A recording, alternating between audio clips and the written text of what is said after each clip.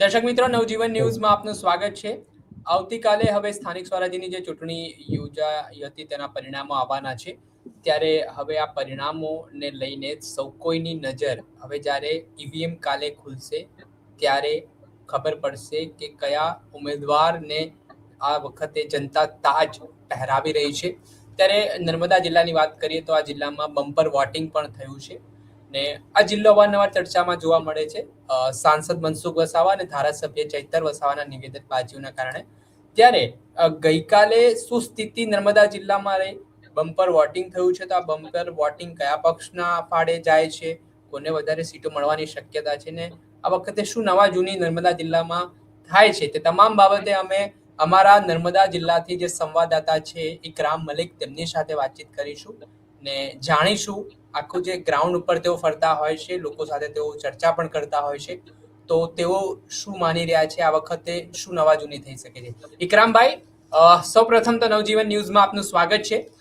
નર્મદા જિલ્લામાં ગઈકાલે ગઈકાલે નર્મદા જિલ્લામાં આમ અંદાજિત 80% આસપાસ મતદાન થયું એવું કહેવાય રહ્યું છે જિલ્લા પ્રમાણે.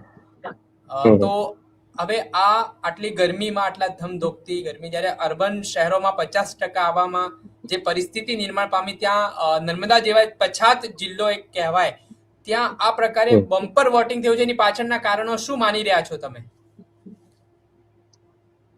ડેડિયાપાડા અને સમગ્ર ગુજરાતની અંદર આમ પણ નર્મદા જિલ્લો અને જે ડેડિયાપાડા જે વિસ્તાર છે એ વિધાનસભા હોય કે લોકસભા હોય કે સ્થાનિક સ્વરાજ્યની ચૂંટણી હોય, કાયમ જ આ વિસ્તાર છે તે મતદાનમાં ઊંચું હોય છે અને આગળ પણ રહેતું હોય છે. અને ભૂતકાળમાં તો પહેલા નંબર પર પણ ચાલેલું છે, એ રીતના પણ આંકડા છે. બમ્પર વોટિંગની વાત હાલ જે ચાલી રહી છે, પણ બમ્પર વોટિંગનું પાછળનું એક સત્ય હું સૌથી પહેલા ક્લિયર કરી દેવા માંગુ છું કે આજે ગયા વખતના જે ચૂંટણીના જે આંકડા છે અને અત્યારના જે ચૂંટણીના જે 5 વર્ષ પછીના જે આંકડા છે, એની અંદર સૌથી મોટો ફરક આપણે જોવા જઈએ તો એસઆઈઆર પ્રક્રિયા અત્યારે થોડા સમય પહેલા 1 મહિના પહેલા જે એસઆઈઆર પ્રક્રિયા પૂરી થઈ છે. હવે એમાં એવું હતું કે ઘણા બધા મોટી સંખ્યામાં જે મતદાતાઓ છે જે નિષ્ક્રિય હતા અથવા મરણ ગયેલા અથવા બે જગ્યાએ નોંધાયેલા હતા, બરાબર, એવા મતદારોનું આખું ફિલ્ટરેશન કરી દેવામાં લાખોની સંખ્યામાં મતદારો કમી થઈ ગયા છે. તો પહેલા કેવું હતું કે 100 મતદારોએ ટકાવારી ગણાતી હતી, હવે 100 માંથી તો 10 નીકળી ગયા, એટલે 90 પર ટકાવારી ગણાય છે.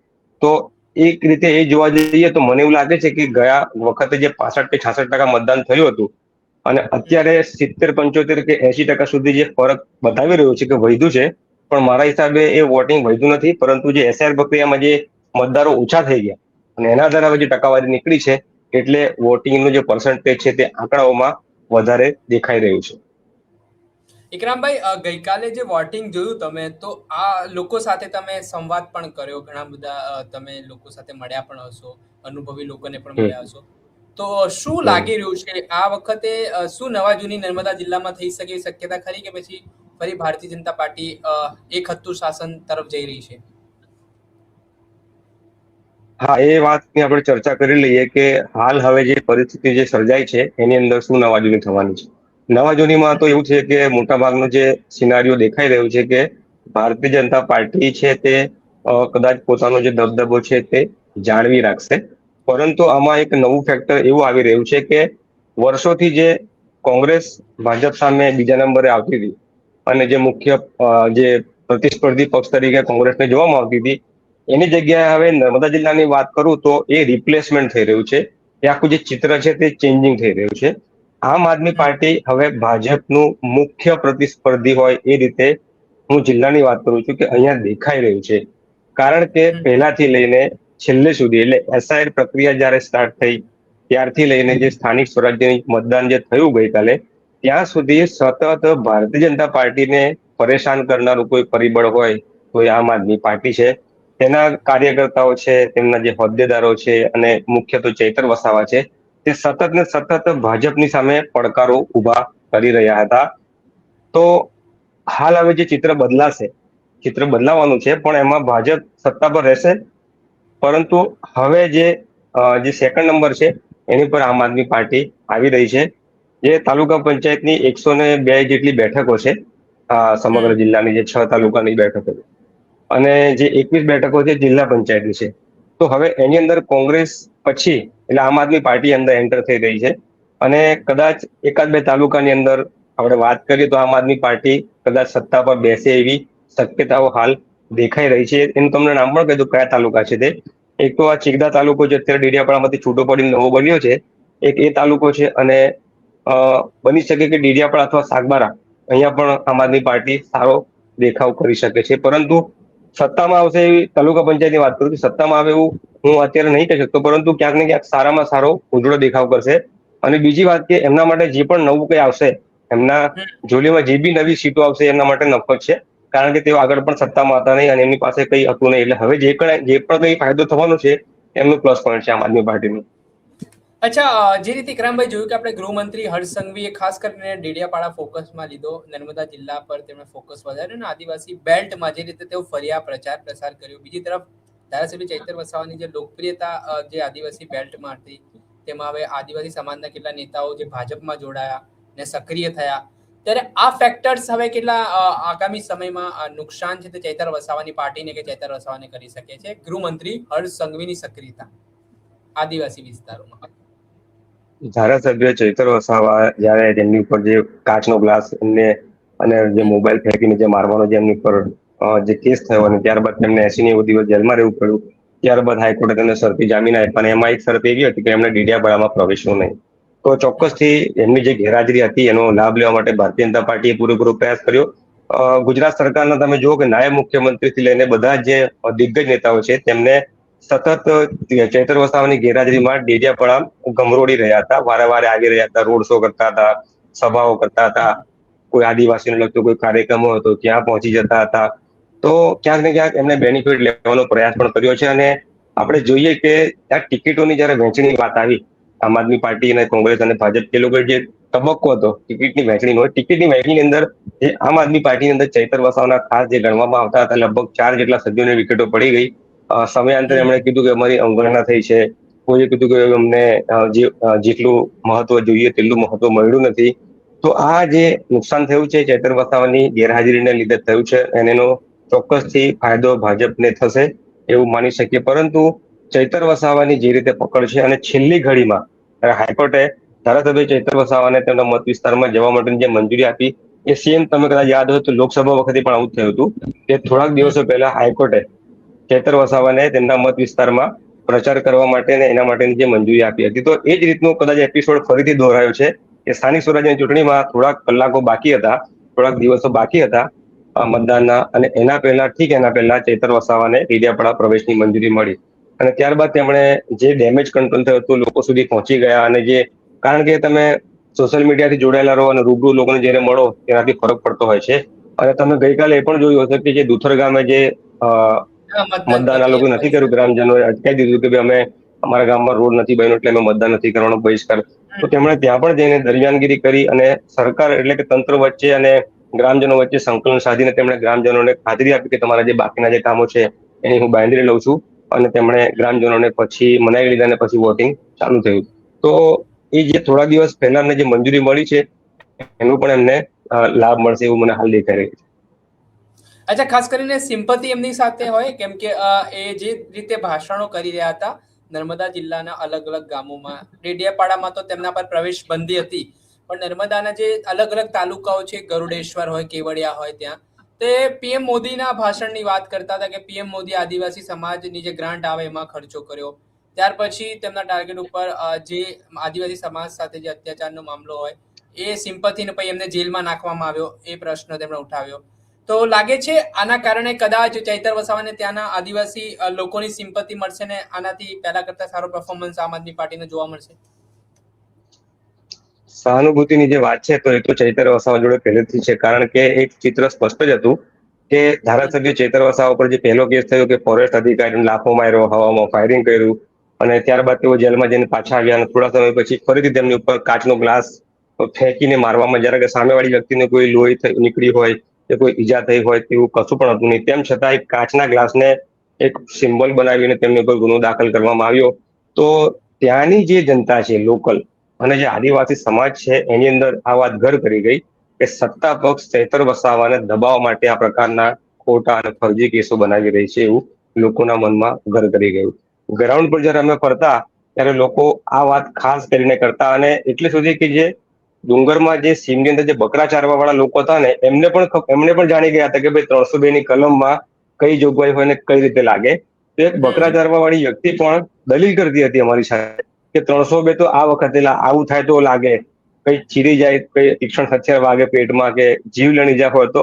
એટલે આ લેવલે ત્યાંની પ્રજા ભલે અભણ છે, અલ્પ શિક્ષિત છે, હું અભણ શબ્દ વાપરું છું એનાથી કોઈ ખોટું ના લગાડે, પરંતુ શિક્ષણનું પ્રમાણ ઓછું છે. એટલે હું કહેવા માંગુ છું કે ભલે આ વિસ્તારની પ્રજામાં શિક્ષણનું પ્રમાણ ઓછું હોય, પરંતુ જે પાયાની જે સમજદારી છે એ આ વિસ્તારની આદિવાસી પ્રજામાં ખૂબ સારી છે. એટલે ચૈતર વસાવા જે જેલમાં ગયા અને પોતાના પરિવારથી દૂર રહ્યા, પોતાના ગામમાં ન જઈ શક્યા, અને જ્યારે જ્યારે ચૂંટણી સભાઓ થઈ ત્યારે તેમના પરિવારજનો અથવા તેમના જે પાર્ટીના જે હોદ્દેદારો હતા તેમણે આ મુદ્દો એનો ઉપયોગ કર્યો કે ભાઈ ચૈતર વસાવાના પોતાના પરિવારથી દૂર છે, પોતાના ગામમાં જઈ શકતા નથી, એટલે એમને આનો લાભ તો મળશે, મને એવું લાગે છે, એવું લાગી રહ્યું. ઇકરામભાઈ, ખાસ કરીને ધારાસભ્ય ચૈતર વસાવાનો જે મુકાબલો હોય તો એ સાંસદ મનસુખ વસાવા સામે માનવામાં આવે છે. સાંસદ મનસુખ વસાવા દર વખતે કાઉન્ટર પણ કરતા હોય છે, નિવેદન કરીને પડકાર પણ ફેંકતા હોય છે. તો સાંસદનો કેવો રોલ આ વખતે આદિવાસી વિસ્તારોમાં જોવા મળ્યો? કેટલી સક્રિયતા એમની વિસ્તારોમાં રહી કે જેના કારણે ભારતીય જનતા પાર્ટીને એનાથી બેનિફિટ થશે અને આમ આદમી પાર્ટીને નુકસાન થશે? ચોક્કસથી આ વિસ્તારની અંદર ચૈતર વસાવાની જે પ્રચંડ લોકપ્રિયતા છે, તો એની સામે ભારતીય જનતા પાર્ટી પાસે મનસુખ વસાવા એ સૌથી મોટું વેપન કહેવાય, રાજકીય વેપન. એ ચૈતર વસાવાનો મુકાબલો કરી શકે તે છે. હાલમાં ચૈતર વસાવાની સામે કોઈ પણ એનું પ્રતિસ્પર્ધી એમના લેવલનો હોય એવું દેખાતું નથી. એટલે મનસુખ વસાવા ભાજપના પીઢ નેતા છે, 6-7 વખત જે સંસદ સભ્ય તરીકે ચૂંટાયા છે, અને ગ્રાઉન્ડ પર તેમની બહુ સારી પકડ છે, ગામડે ગામડે તેમની બહુ સારી પકડ છે, બોલકા નેતાઓ છે, અને એ જયારે બોલે છે ત્યારે ઘણા બધા વિવાદો પણ સર્જાતા હોય છે, પરંતુ તે જે વાત મજબૂતીથી કરે છે અને જે રીતે જડબાતોડ જવાબ આપે છે એ પણ ખૂબ સારી વાત છે કે જે ગ્રાઉન્ડ ઉપર તેમની પકડ છે. એટલે ચૈતર વસાવા સામે એક જ વ્યક્તિ જે છે જે બોલી અને પ્રભાવ પાડી શકે તેવું છે. ત્યારે એમણે જે ગ્રાઉન્ડ ઉપર ફરીને અને જે ટિકિટો જયારે જાહેર થઈ, સંગઠને એમને જવાબદારી સોંપી અને જે રીતે ટિકિટોની વહેંચણીમાં એમણે પોતાની ભૂમિકા નિભાવી હશે, એમાં થોડુંક ક્યાંક એવું વચ્ચે બહાર આવ્યું હતું કે ચૈત્ર મનસુખ વસાવા જે ટિકિટની વહેંચણી થઈ છે એમાં નારાજ છે, કારણ કે એવું કહેવાતું હતું કે એમના જે કેમ્પના જે લોકો હતા, જે દાવેદારો હતા, એમને સાઇડલાઇન કરાયા અને જે યુવાઓ હતા એમને આગળ પ્રમોટ કરવામાં આવ્યા છે. એટલે ક્યાંક ક્યાંક નારાજગીની વાત પણ સામે આવી હતી, પરંતુ એમણે પછી એનો ખુલાસો કરી દીધો કે મારી આ રીતની માંગણી હતી, પરંતુ તેમ છતાં તેમણે પાર્ટીને જીતવા માટે પૂરેપૂરી મહેનત કરી છે. તો એમની પણ જે મહેનત છે એ ગ્રાઉન્ડ પર દેખાય છે, અને દેખાય છે એવું મને લાગે છે. અચ્છા, ને મતદારોમાં કેટલો ઉત્સાહ હતો તમારા વિસ્તારોમાં જોઈએ તો, અને ખાસ કરીને ગ્રામ્ય સ્તરે જોઈએ આદિવાસી વિસ્તારોમાં, તો લોકો કેટલા જાગૃત થયા છે પહેલાની કમ્પેરિઝનમાં હાલ મતદાન કરવા માટે? શું સ્થિતિ હતી ગઈકાલે? એની આપણે થોડી વાત કરીએ કે જયારે ચૂંટણી જાહેર થઈ, હવે ચૂંટણી થવાની છે અને પછી મતદાનની તારીખો આવી કે ભાઈ આ તારીખે મતદાન છે, ત્યારે પછી ધીમે ધીમે આ વિસ્તારની અંદર લગભગ 4 થી 5 એવા ગામો હતા કે જેમણે ચૂંટણીના જે મતદાનનો બહિષ્કારનું એલાન કરી દીધું. એલાન કર્યું એટલું જ નહીં, તેમણે પોસ્ટરો મારી દીધા કે અમારા ગામમાં કોઈ પણ રાજકીય પક્ષના ઉમેદવારોએ પ્રચાર કરવા માટે આવું નહીં, એવા બોર્ડ પણ મારી દીધા. અને કલેક્ટર સુદ્ધાને તેમણે લેખિત આપી દીધું કે અમે અમારા ગામમાં કોઈ પ્રચાર કરવા આવવા દઈએ નહીં, કારણ કે અમારા ગામમાં છેલ્લા 15 વર્ષથી વિકાસ થયો નથી. કોઈએ કીધું કે અમારા ગામમાં રોડ રસ્તા નથી બન્યા, કોઈએ કીધું કે અમારા ગામમાં ગ્રામ પંચાયતનું મકાન નથી. એવા ઘણા બધા પ્રશ્નો હતા. એટલે લોકો જાગૃત થઈ ગયા અને લોકોએ સરકારને અને જે રાજકીય પક્ષો છે તેમને કહી દીધું કે ભાઈ અમે તમારા પાછળ હવે ખાલી તમને વોટ આપીને અમે તમારી પાસે કામ પણ માંગીએ છીએ. અને મૂળ મુદ્દાની વાત કરીએ તો શહેરી વિસ્તારોમાં જે જાગૃતતા હોય છે એની કમ્પેરમાં લોકો પ્રતિભાવ આ વિસ્તારમાં નથી આપતા. આપણે કેમેરા પર તેમને બોલવા માટે કહીએ તો ના પાડી દે છે, તેમને બીક લાગે છે કે કદાચ હું બોલીશ તો એનું મારે કોઈ ખરાબ પરિણામ ભોગવવું પડે, એટલે માટે લોકો ચૂપ રહેવાનું પસંદ કરતા હોય છે. પરંતુ એક વસ્તુ સરેરાશ ગ્રાઉન્ડ પર એવી જોવા મળી કે લોકો હવે કદાચ હોપ ગુમાવી ચુક્યા છે. એમને એવું લાગે છે કે માત્ર ચહેરા બદલાશે, એનાથી વ્યવસ્થામાં કોઈ સુધાર નહીં થાય.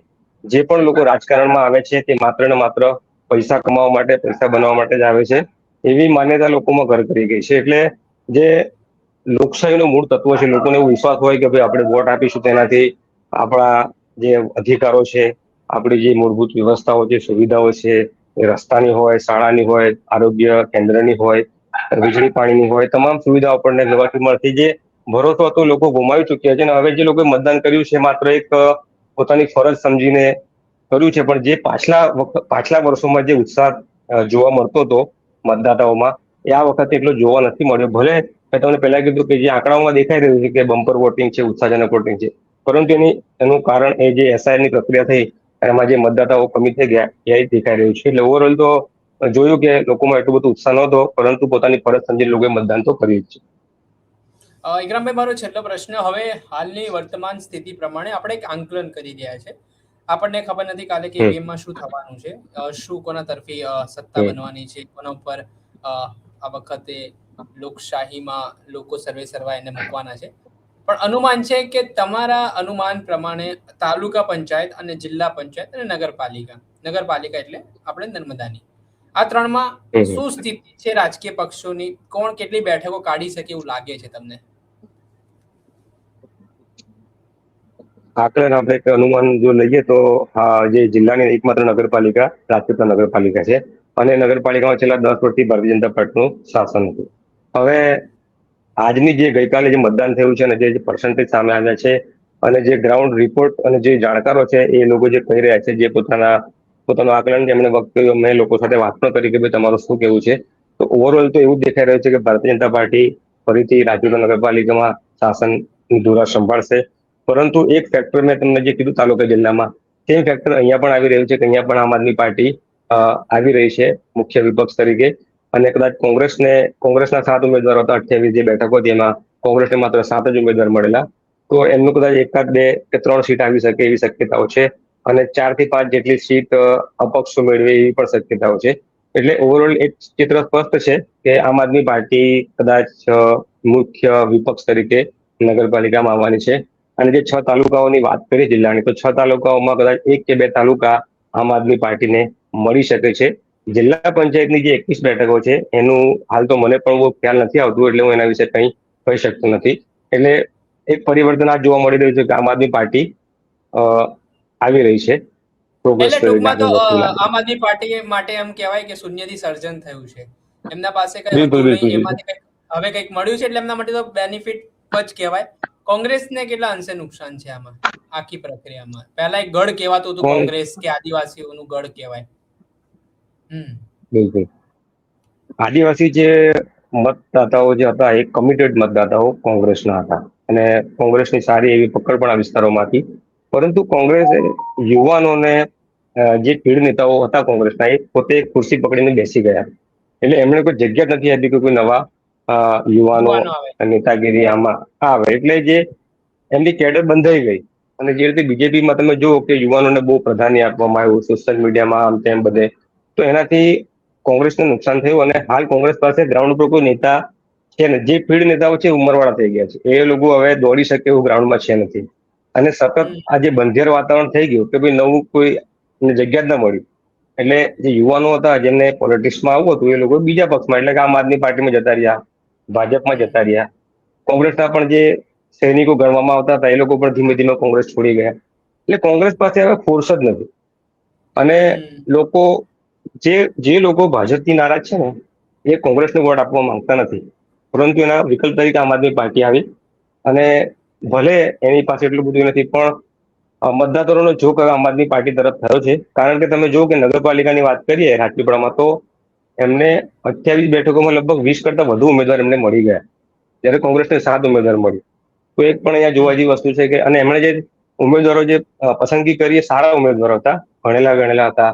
કોઈ નિવૃત્ત શિક્ષક છે, કોઈ નિવૃત્ત એન્જિનિયર છે, અને એજ્યુકેટેડ પર્સનોને ટિકિટ એમણે આપી છે. એટલે એવું પણ નથી કે કોઈ પણ વ્યક્તિને પકડીને તેમણે ટિકિટ આપી દીધી છે.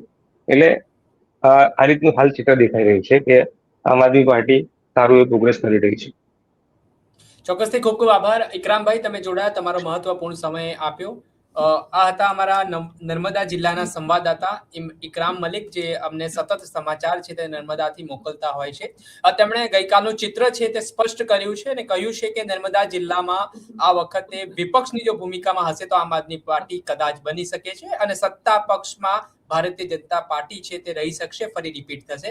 ત્યારે કોંગ્રેસ માટે ખૂબ મોટા સમાચાર છે, કેમ કે કોંગ્રેસમાં જે રીતે ઉમેદવારો કેટલી બેઠકો પર નથી મળ્યા, તેને લઈને પણ તેમણે વાત કરતા જોવા મળ્યા. ત્યારે જોવાનું રહ્યું કે હવે આવતીકાલે 8 વાગ્યાથી મતગણતરી શરૂ થવાની છે, ત્યારે તમામ ઉમેદવારોનું ભવિષ્ય ઈવીએમમાં કેદ થયા છે. ત્યારે શું નવા જૂની આવતીકાલે થાય છે ગુજરાતમાં અને નર્મદા જિલ્લામાં શું પરિસ્થિતિનું નિર્માણ થાય છે, એ પડે પડના અપડેટો આપના સુધી પહોંચાડવાનો અમે પ્રયાસ કરીશું. એટલે નવજીવન ન્યૂઝને લાઈક કરી લો, સબસ્ક્રાઇબ કરી લો અને શેર કરવાનું ભૂલતા નહીં.